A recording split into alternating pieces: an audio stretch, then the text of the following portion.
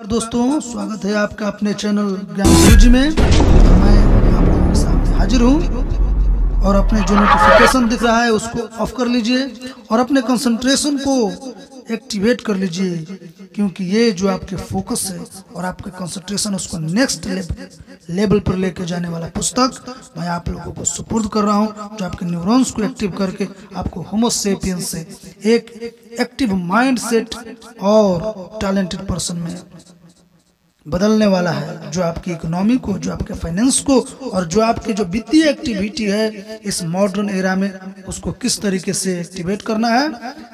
तो दोस्तों, इसका नाम है रिटायर यंग रिटायर रिच और ये रॉबर्ट टी कियोसाकी की पुस्तक है। तो हम लोग बिना देरी किए इस पुस्तक को आप लोगों के सामने वीडियो के माध्यम से अवलोकन करते हैं। उससे पहले मैं कहूँगा कि अभी तक इस चैनल को आपने सब्सक्राइब नहीं किए हैं तो कर लीजिए।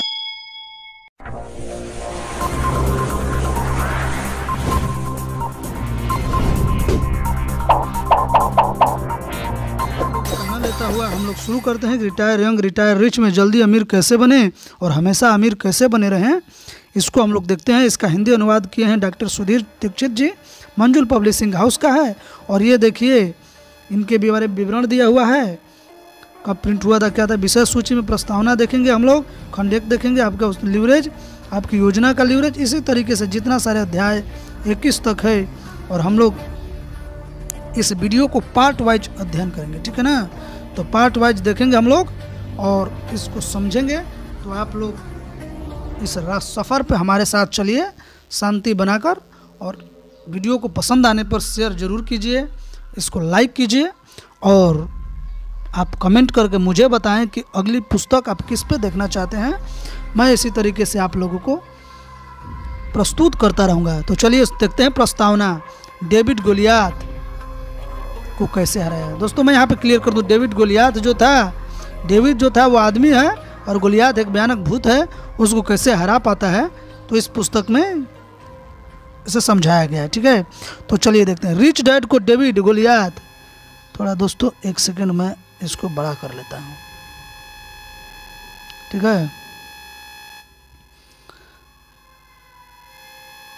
ऐसे, ठीक है। रिच डैड को डेविड और गोलियाथ की कहानी बहुत पसंद थी। मुझे लगता है शायद वे खुद को डेविड मानते होंगे। कौन? रिच डैड मानते होंगे, और मानते होंगे क्योंकि उन्होंने भी शून्य से शुरुआत की थी, लेकिन बाद में इतने ऊपर उठ गए कि व्यवसायिक जगत में बड़े बड़े सुरमाओं से टक्कर लेने लगे। अमीर डैडी ने कहा था डेविड गोलियाथ को इसलिए हरा पाया क्योंकि वह लीवरेज की शक्ति का इस्तेमाल करना जानता था। एक युवक और एक साधारण गुलेल डरावने दैत्य गोलियाथ से ज़्यादा ताकतवर निकले। यही लीवरेज की शक्ति है, ठीक है। इससे पहले मैंने कैश फ्लो की शक्ति पर पुस्तक लिखी है। अमीर डैडी ने कहा था कैश फ्लो धन की दुनिया में सबसे महत्वपूर्ण शब्द है। दूसरा सबसे महत्वपूर्ण शब्द लीवरेज। उन्होंने यह भी कहा था लीवरेज की वजह से ही कुछ लोग अमीर बन जाते हैं जबकि बाकी नहीं बन पाते हैं। अमीर डैडी ने आगे स्पष्ट किया कि लीवरेज एक शक्ति है और यह शक्ति या तो आपके पक्ष में काम करती है या फिर आपके विरोध में। चूंकि लीवरेज शक्ति है इसलिए कुछ लोग इसका सदुपयोग करते हैं, कई इसका दुरुपयोग करते हैं और बाकी इससे डरते हैं। उन्होंने कहा था अमेरिका के 5% से भी कम लोग ही अमीर हैं, क्योंकि सिर्फ 5% ही लीवरेज की शक्ति का सदुपयोग करना जानते हैं। कई लोग अमीर बनना तो चाहते हैं लेकिन इसलिए नहीं बन पाते क्योंकि वे इस शक्ति का दुरुपयोग करते हैं, और ज़्यादातर लोग इसलिए अमीर नहीं बन पाते हैं क्योंकि वे लीवरेज की शक्ति से डरते हैं। दोस्तों, लीवरेज कई प्रकार का होता है। लीवरेज कई प्रकार का होता है। लीवरेज का एक जाना पहचाना तरीका यह है पैसे उधार लेना। आज हम जान गए हैं कि इस शक्तिशाली लीवरेज के दुरुपयोग से कितने गंभीर समस्या उत्पन्न हुई है। लाखों करोड़ों लोग वित्तीय दृष्टि से बुरी हालात में हैं क्योंकि वे कर्ज के लीवरेज की शक्ति का इस्तेमाल अपने खिलाफ करते हैं। कर्ज के लीवरेज के दुरुपयोग के कारण कई लोग अब इस तरह के लीवरेज से डरने लगे हैं और यह कहने लगे हैं कि अपने क्रेडिट कार्ड फाड़ डालो, अपना हाउस लोन पटा दो और कर्ज से मुक्त हो जाओ। मेरे अमीर डैडी ने हंसकर कहा था, क्रेडिट कार्ड फाड़ने से आप अमीर नहीं बनेंगे। अपने क्रेडिट कार्ड फाड़ने पर तो मुझे सिर्फ अफसोस होगा। बहरहाल अमीर डैडी यह भी मानते थे कि अगर आप कर्ज के लीवरेज की शक्ति का दुरुपयोग करते हैं तो आपको निश्चित रूप से अपने क्रेडिट कार्ड फाड़ डालना चाहिए, अपना हाउस लोन पटा देना चाहिए और कर्ज से बाहर निकल जाना चाहिए। वे कहते थे कुछ लोगों को क्रेडिट कार्ड देना शराबी के हाथ में भरी बंदूक थमा देने जैसा है। शराबी के आसपास का हर व्यक्ति खतरे में है, जिसमें खुद शराबी भी शामिल है। अमीर डैडी ने अपने बेटे और मुझे कर्ज के लीवरेज की शक्ति से डरना नहीं सिखाया। उन्होंने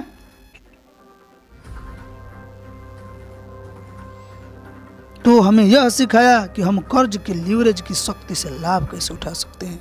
इसलिए वे अक्सर कहते थे, कर्ज अच्छा और बुरा दोनों तरह का होता है। अच्छा कर्ज आपको अमीर बनाता है और बुरा कर्ज आपको गरीब बनाता है। अधिकांश लोग पर बुरे कर्ज का बोझ लदा हुआ है, जबकि बहुत से अन्य लोग कर्ज के डर में जी रहे हैं तथा कर्ज मुक्त रहने पर गर्व अनुभव कर रहे हैं।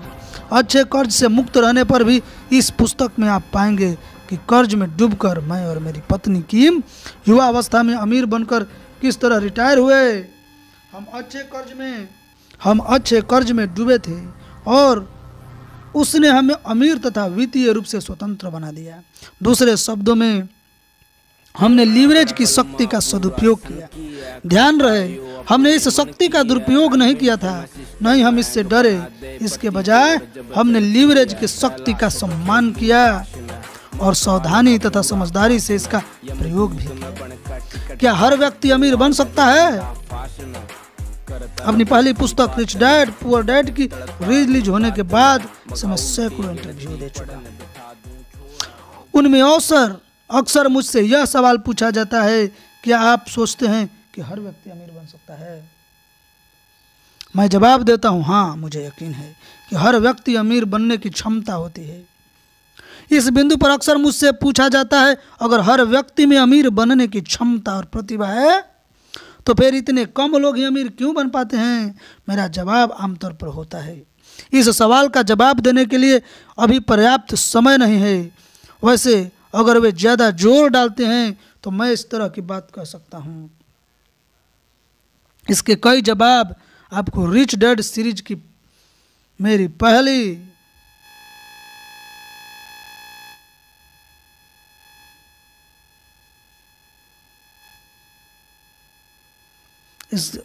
सीरीज पहली 4 पुस्तकों में मिल जाएंगे।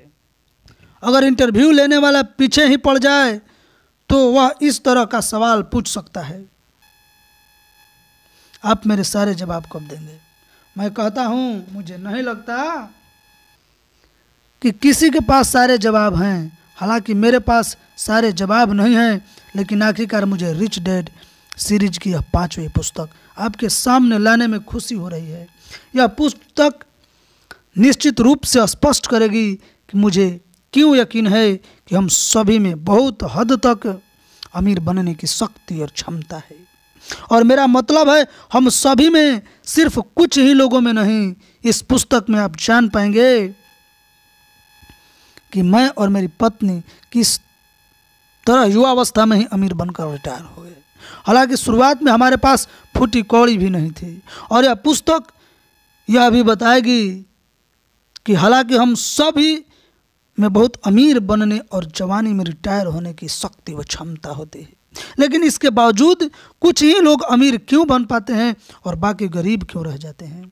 इसका कारण है लीवरेज। रिच डैड सीरीज की पहली 4 पुस्तकें मूलतः कैश फ्लो की शक्ति के बारे में थी। यह पुस्तक लीवरेज के बारे में है। इस विषय पर एक पूरी पुस्तक क्यों? इसका कारण यह है कि लीवरेज बहुत विशाल शब्द है और यह अपने आप में हमारी जिंदगी की लगभग हर चीज़ों को प्रभावित करता है। यह पुस्तक लीवरेज के 3 महत्वपूर्ण प्रकारों पर ध्यान केंद्रित करेगी। यह है खंड 1 आपके मस्तिष्क का लीवरेज, यानी हम लोग पहले लीवरेज में देखेंगे, खंड में देखेंगे आपके मस्तिष्क का लीवरेज किस प्रकार है। दोस्तों चैनल को फटाफट सब्सक्राइब कर दीजिए और वीडियो को लाइक कीजिए और अपने ग्रुप में शेयर कर दीजिए, क्योंकि आप ही हमारे मित्र हैं और मैं आप लोगों से दवा से कहता हूँ, अपने अधिकार से कहता हूँ कि आप हमारे मित्र हैं, आप हमारे परिवार हैं, तो मेरा हेल्प कीजिए प्लीज़, डू हेल्प मी। यह पुस्तक का सबसे महत्वपूर्ण खंड है। इस खंड में आप यह जान जाएंगे कि पैसा आपको अमीर क्यों नहीं बनाता।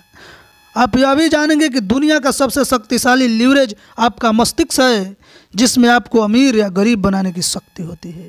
कर्ज के लीवरेज की शक्ति की तरह ही व्यक्ति अपने मस्तिष्क के लीवरेज की शक्ति का भी सदुपयोग कर सकता है, दुरुपयोग कर सकता है या इससे डर सकता है, वो उस पर डिपेंड करता है। शब्द लीवरेज है। शब्द लीवरेज क्या है ये देखते हैं। आप शब्दों की शक्ति के बारे में जानेंगे। अमीर डैडी हमेशा कहते थे शब्द लीवरेज है। शब्द सशक्त औजार है, मस्तिष्क के औजार है, लेकिन जिस तरह आप कर्ज का प्रयोग करके अमीर या गरीब दोनों बन सकते हैं, उसी तरह शब्दों के प्रयोग से भी अमीर या गरीब दोनों बन सकते हैं। इस खंड में आप शब्दों की शक्ति के बारे में जानेंगे। आप जानेंगे कि किस तरह अमीर लोग अमीर शब्दों का प्रयोग करते हैं और गरीब लोग गरीब शब्दों का प्रयोग करते हैं। अमीर डैडी अक्सर कहा करते थे आपका मस्तिष्क आपकी सबसे सशक्त संपत्ति या आपका सबसे सशक्त दायित्व है, यानी your mind is your powerful assets और वेरी पावरफुल लायबिलिटी। अगर आप अपने मस्तिष्क में सही शब्दों का प्रयोग करते हैं तो आप बेहद अमीर बन जाएंगे, लेकिन अगर आप गलत शब्दों का प्रयोग करते हैं तो आप यही मस्तिष्क आपको गरीब बना देगा। इस खंड में आप अमीर शब्दों और गरीब शब्दों, धीमे शब्दों और तेज शब्दों के बारे में जानेंगे। दोस्तों आप गौर किए होंगे तो अभी तक बोल रहा कि आपका जो मस्तिष्क है ये आपके लीवरेज का फादर है, लीवरेज का मदर।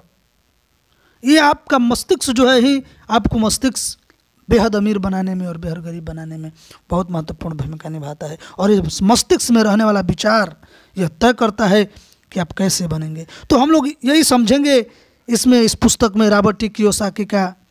तो आप ध्यान से देखें और समझने का प्रयत्न करें कि धीमे शब्द कौन है और तेज शब्द कौन है। आप जानेंगे कि अमीर डैडी यह क्यों कहते थे पैसा बनाने के लिए पैसे की जरूरत नहीं होती। वे कहते थे अमीर बनने की शुरुआत आपको शब्दों से होती है और शब्द मुफ्त होते हैं। रिच डैड पुअर डैड में आपने पढ़ा होगा कि अमीर डैडी ने अपने बेटे और मुझे यह कहने से मना किया था मैं इसका खर्च नहीं उठा सकता। अमीर डैडी कहा करते थे अमीरों और गरीबों में यह फ़र्क होता है कि गरीब लोग अमीरों से ज़्यादा बार यह कहते हैं मैं इसका खर्च नहीं उठा सकता। यही बुनियादी फ़र्क है। निवेश करना खतरनाक क्यों नहीं है?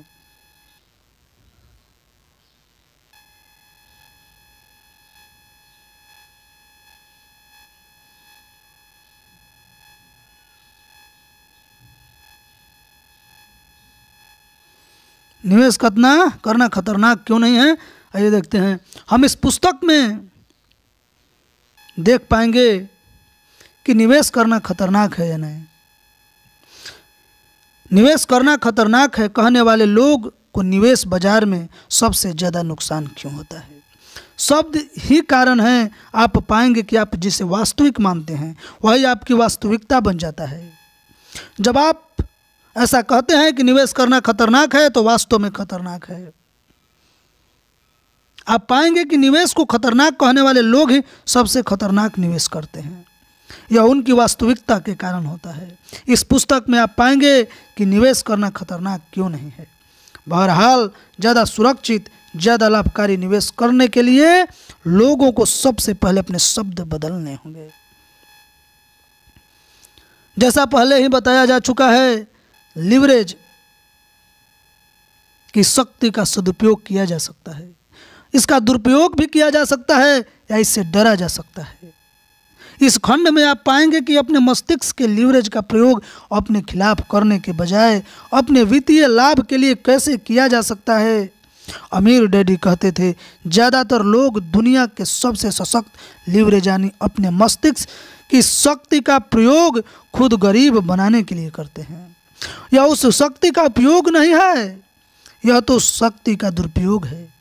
हर बार जब आप कहते हैं मैं इसका खर्च नहीं उठा सकता हूँ, या मैं यह काम नहीं कर सकता हूँ, या निवेश खतरनाक है, या मैं अमीर नहीं बन पाऊंगा, तो आप अपने पास मौजूद सबसे सशक्त लीवरेज का प्रयोग करते हैं, यानी खुद को नुकसान पहुंचाने के लिए इसका दुरुपयोग करते हैं।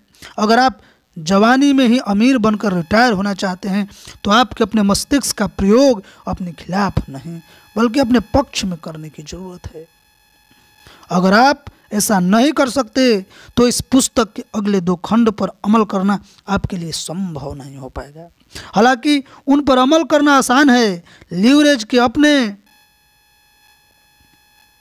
सबसे सशक्त रूप पर नियंत्रण हासिल करने के बाद आपको अगले दोनों खंड आसान लगेंगे, क्योंकि वे वास्तव में आसान हैं। आपकी योजना का लीवरेज खंड 2। रिच डैड सीरीज की तीसरी पुस्तक Rich Dad's Guide to Investing में मैंने लिखा था, निवेश एक योजना है। जवानी में रिटायर होने के लिए किम और मेरे पास एक योजना थी, एक ऐसी योजना जो शून्य से शुरू हुई थी, क्योंकि हमारे पास कुछ भी नहीं था।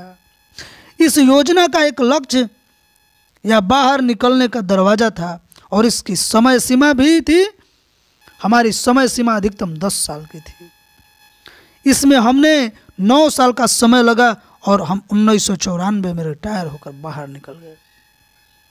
उस वक्त मेरी उम्र 47 साल थी।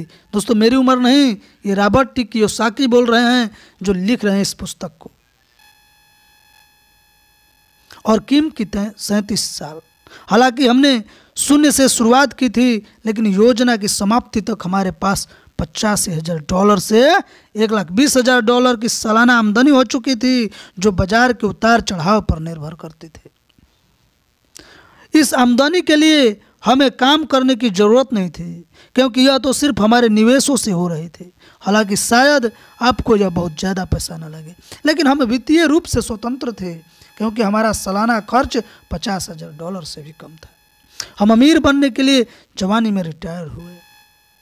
जवानी में रिटायर होने का एक लाभ यह हुआ कि अब अमीर बनने के लिए हमारे पास खाली समय था। वैसे फोर्ब्स पत्रिका के दृष्टिकोण से अमीर वह होता है जिसकी सालाना आमदनी $10,00,000 हो। इसका मतलब यह है कि फोर्ब्स के अनुसार रिटायरमेंट के वक्त हम अमीर नहीं थे। बहरहाल जवानी में रिटायर होने का एक कारण यह भी था कि हमारे पास अमीर बनने के लिए समय रहे। हमारी योजना यह थी कि रिटायर होने के बाद हम अपना समय निवेश करने और बिजनेस बनाने में लगाएंगे। आज हमारे पास बहुत से रियल एस्टेट है, इसके साथ एक पब्लिशिंग कंपनी, एक माइनिंग कंपनी, एक टेक्नोलॉजी कंपनी और एक ऑयल कंपनी भी है। इसके अलावा शेयर बाजार के निवेश भी हैं। जैसा अमीर डैडी अक्सर कहते थे, नौकरी के साथ समस्या यह है कि यह अमीर बनने के राह में बाधा बन जाती है। दूसरे शब्दों में, हम जवानी में रिटायर इसलिए हुए ताकि हमारे पास अमीर बनने का समय रहे। आज अपने निवेशों और व्यवसायों से हमें हर साल लाखों डॉलर की आमदनी होती है और यह लगातार बढ़ती जा रही है। शेयर बाजार के क्रैश होने के बावजूद हर चीज योजना के अनुसार हो रही है। रिच डैड सीरीज की तीसरी पुस्तक Rich Dad Guide to Investing में मैंने लिखा था कि ज़्यादातर लोगों के पास दरअसल गरीब बनने की योजना होती है।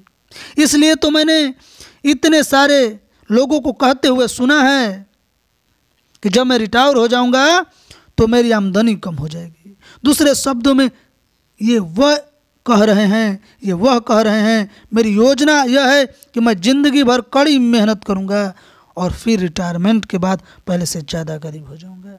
यह औद्योगिक युग में तो ठीक ठाक योजना हो सकती है, लेकिन सूचना युग में एक बड़ी खराब योजना है। दोस्तों, लाखों लोग रिटायरमेंट के बाद अपनी आजीविका के लिए अपनी रिटायरमेंट योजनाओं पर आस लगाए बैठे हैं, जैसे 401 के, IERA, ऑस्ट्रेलिया के सुपर एन्यूशंस प्लान्स, कनाडा के IRCP प्लान्स आदि उनकी योजनाओं के सूची योजनाओं को मैंने सूचना युग की रिटायरमेंट योजनाएं कहता हूँ, क्योंकि सूचना युग में कर्मचारी ही अब अपने रिटायरमेंट के बाद के जीवन के लिए जिम्मेदार है।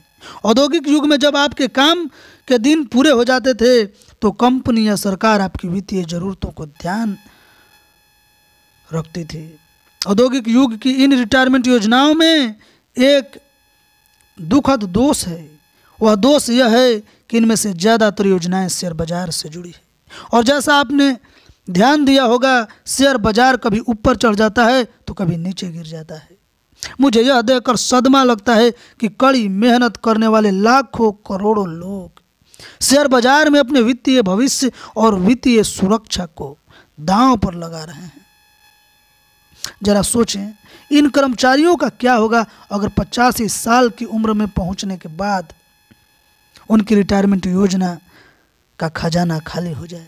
यह किसी भी तरह हो सकता है, या तो उस योजना में पैसा खत्म हो जाए, या फिर चोरी हो जाए, या फिर शेयर बाजार क्रैश हो जाए, या उस समय आप इन 85 साल के लोगों से यह कहेंगे, नौकरी की तलाश करो और रिटायरमेंट के लिए बचत शुरू करो। इसलिए मैं चिंतित हूँ, इसलिए मैं लिखता और सिखाता हूँ। मुझे यकीन है हमें लोगों को बेहतर शिक्षा देने की ज़रूरत है। हमें सूचना युग के लिए लोगों को बेहतर तरीके से तैयार करने की ज़रूरत है। इस युग में हम सभी को पैसे के बारे में बहुत कुछ जानने का ज़रूरत है। इस युग में हम सभी को वित्तीय रूप से ज़्यादा जिम्मेदार बनने की ज़रूरत है। यह एक ऐसा युग है जिसमें रिटायरमेंट के बाद अपनी देखभाल के लिए हमें किसी कंपनी या सरकार पर निर्भर रहने की आवश्यकता नहीं है। बस आंकड़ों पर एक नज़र डाल लें, 2010 तक 7.5 करोड़ बेबी बूमर्स रिटायर होने लगेंगे। हम यह मान लेते हैं कि सरकारी रिटायरमेंट योजना के वादे के अनुसार वे आने वाले सालों में हर महीने सिर्फ $1000 लेने लगेंगे। इस पर उनका पूरा हक है, क्योंकि इसमें उन्होंने अपना योगदान दिया है। इसके अलावा हम यह भी मान लेते हैं कि वे शेयर बाजार में हर महीने $1000 प्रति माह निकालने लगेंगे। अगर मेरा गणित सही है तो 7.5 करोड़ इंटू 1000 करोड़, 1000 का मतलब होता है $25 बिलियन प्रति माह।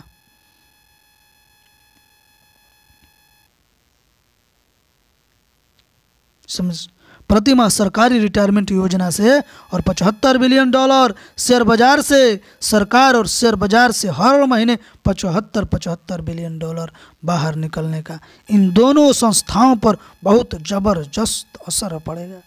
तब सरकार क्या करेगी? टैक्स बढ़ाएगी। शेयर बाजार क्या करेगा? जो $75 बिलियन इसमें अंदर आने के बजाय बाहर निकलेंगे। आपको यह सलाह देगा, खरीद कर रोके रहो, लंबी अवधि के लिए निवेश करो और अपने पोर्टफोलियो को डाइवर्सिफाई कर लो। क्या वित्तीय सलाहकार यही कहते रहेंगे? शेयर बाजार औसत के हिसाब से हमेशा ऊपर जाता है। मेरे पास भविष्य देखने का दर्पण नहीं है और मैं भविष्य वक्ता होने का भी दावा नहीं करता हूँ, लेकिन मैं इतना जरूर कह सकता हूँ कि इन दो बड़ी संस्थाओं में $150 बिलियन अंदर जाने के बजाय बाहर निकलने से अर्थव्यवस्था में तूफान आना तय है। पुरानी अर्थव्यवस्था की पुरानी योजनाएं लाखों लोगों को रिटायरमेंट के बाद आर्थिक मुश्किलों में डाल देगी। अमेरिका में लाखों लोग के पास कंपनी रिटायरमेंट योजना या व्यक्तिगत रिटायरमेंट योजना नहीं है। मैं क्या करेंगे? वे नौकरी की तलाश करेंगे, जिंदगी भर नौकरी करते रहेंगे, अपने बच्चों या नाती पोतों के घर जाकर रहेंगे।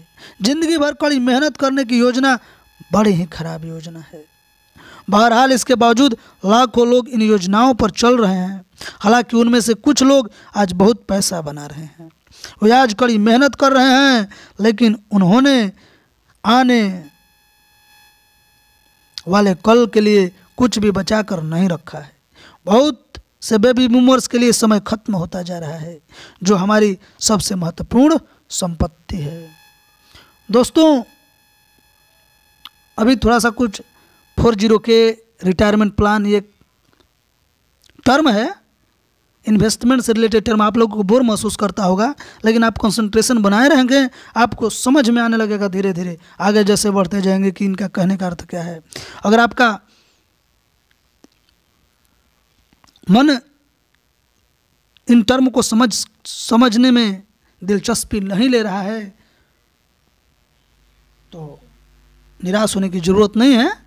आप इसको समझते रहिए, इसको सुनते रहिए। ऐसा लगेगा कि आप धीरे धीरे आपकी गहन जो फाइनेंशियल टर्म है उसमें बनेगा और आप समझ पाएंगे अच्छे से। इसको समझिए, इसको एक बार देखिए, 2 बार देखिए, जहाँ से समझ में लगता है नहीं है पीछे जाइए, फिर इसको समझिए, तो आपको अच्छी तरह से आप समझ पाएंगे कि पुस्तक आपके जीवन को कैसे बदलने में सहायता करती है। तो देखते हैं, मैं लोगों को कहते सुना हूँ रिटायर होने के बाद मुझे ज़्यादा पैसे की ज़रूरत नहीं पड़ेगी, मेरे मकान का कर्ज पट जाएगा और मेरे खर्च कम हो जाएंगे। हालांकि यह सच है कि आपके जीवन यापन के खर्च कम हो जाएंगे, लेकिन आपके इलाज का खर्च बढ़ जाएगा। चिकित्सा, स्वास्थ्य और दंत चिकित्सा सुविधाएं कई कर्मचारियों को इस समय ही बहुत महंगी लग रही है। तब क्या होगा जब चिकित्सा उद्योग के सामने लाखों रिटायर्ड लोग आ जाएंगे जिन्हें जिंदा रहने के लिए इलाज की ज़रूरत तो होगी, लेकिन उनके पास भुगतान करने के लिए पैसे नहीं होंगे। और अगर आप इस बात पर यकीन करते हैं कि मेडिकेयर योजना आपको बचा लेगी, तो शायद आप ईस्टर बनी में भी यकीन रखते हैं। तो शायद इसलिए फेडरल रिजर्व बोर्ड के चेयरमैन एलन ग्रीनस्पैन ने हाल ही में टेलीविज़न पर कहा था, हमें अपने स्कूलों में वित्तीय साक्षरता सिखानी चाहिए।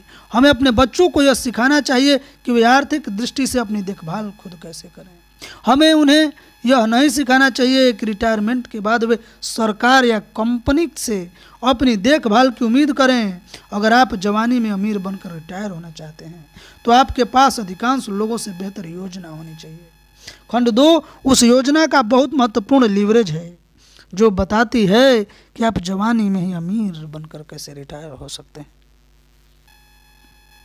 तो दोस्तों, खंड 3 में हम लोग अगली वीडियो पार्ट 2 में इसका अध्ययन करेंगे। और वीडियो आपको अच्छे से समझ में आया है तो अच्छी बात है, अगर नहीं समझ में आया है तो इसे पे बैठ जाइए, इसको देखिए, इसके टर्म को समझने का प्रयत्न कीजिए, लेकिन छोड़िएगा नहीं।